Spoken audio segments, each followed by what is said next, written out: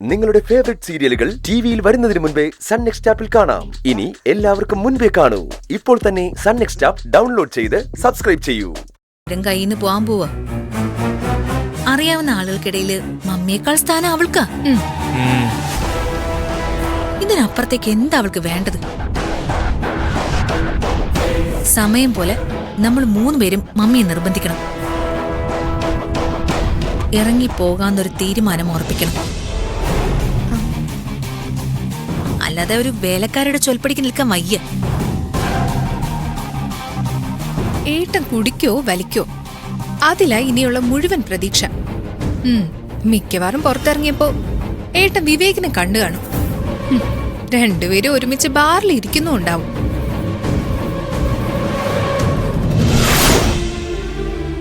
എടാ, സത്യത്തിൽ ഞാൻ കരുതിയത് ഞാൻ ഭിക്ഷ എടുത്ത കാര്യം നന്ദിനെ അറിയില്ലെന്നാണ്. എല്ലാവരോടും ഞാൻ പറയുകയും ചെയ്തു. പക്ഷെ എന്നിട്ടും അയാളത് അറിഞ്ഞു. ഒരർത്ഥത്തിൽ നോക്കുമ്പോ നന്നായി സൂര്യ.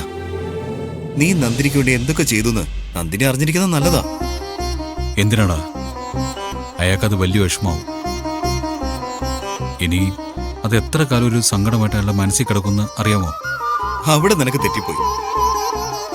അത് സങ്കടമായിട്ടല്ല നന്ദിനിയുടെ മനസ്സിൽ കിടക്കുന്നത്, അഭിമാനമായിട്ടാ. ഇതുപോലൊരു പുരുഷനെ ഭർത്താവായിട്ട് കിട്ടാൻ ഏത് സ്ത്രീയാണ് ആഗ്രഹിക്കാത്തത്?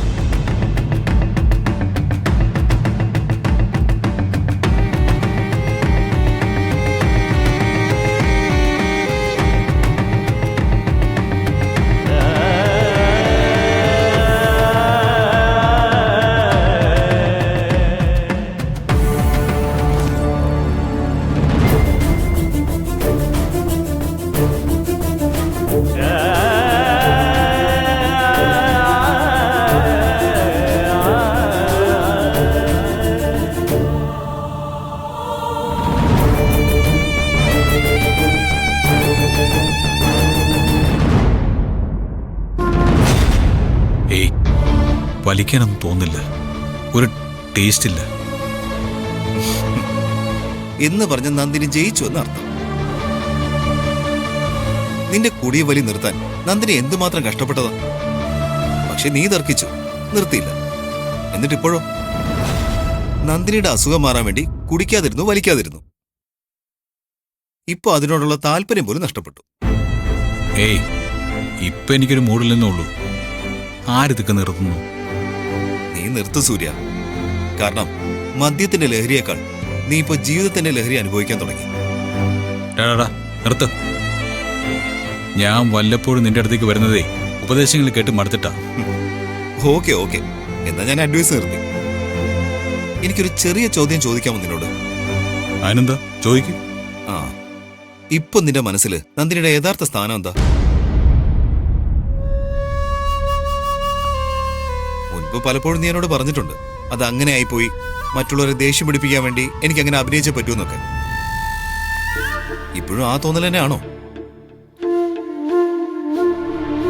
അല്ലെന്ന് എനിക്കറിയാം. പക്ഷേ നിന്റെ നാവ് കൊണ്ടത് പറഞ്ഞു കേൾക്കുമ്പോ ഒരു മനസ്സുഖം. നന്ദനിക്ക് എന്റെ മനസ്സിൽ എന്താ സ്ഥാനം ചോദിച്ചാല് എനിക്കിപ്പോഴും കൃത്യമായ ഉത്തരമില്ല. അയാളെ ഞാൻ സ്നേഹിക്കുന്നുണ്ടോ? ഉണ്ട്. പക്ഷേ അത് ഏത് തരത്തിലുള്ള സ്നേഹമാണെന്ന് എനിക്ക് പിടികിട്ടുന്നില്ല. അയാള് പാവാ. എനിക്ക് വേണ്ടിയിട്ട് നന്നായിട്ട് കഷ്ടപ്പെട്ടിട്ടുണ്ട്. പിന്നെ നല്ലവളാ. പക്ഷെ അതുകൊണ്ടൊന്നും കാര്യമില്ലല്ലോ.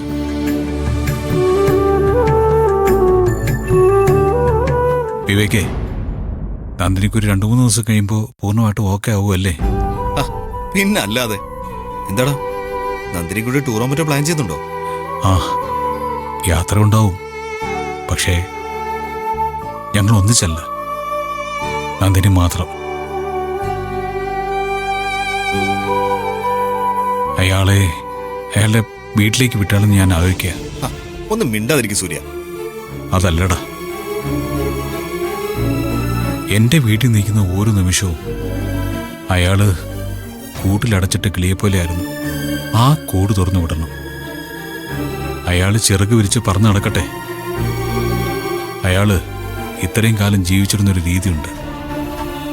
ഒരുപാട് മനുഷ്യരെ പരിചയപ്പെട്ട് അവരോടൊക്കെ ഇണങ്ങി അവരുടെ എല്ലാവരുടെയും കാര്യങ്ങൾ അന്വേഷിച്ച്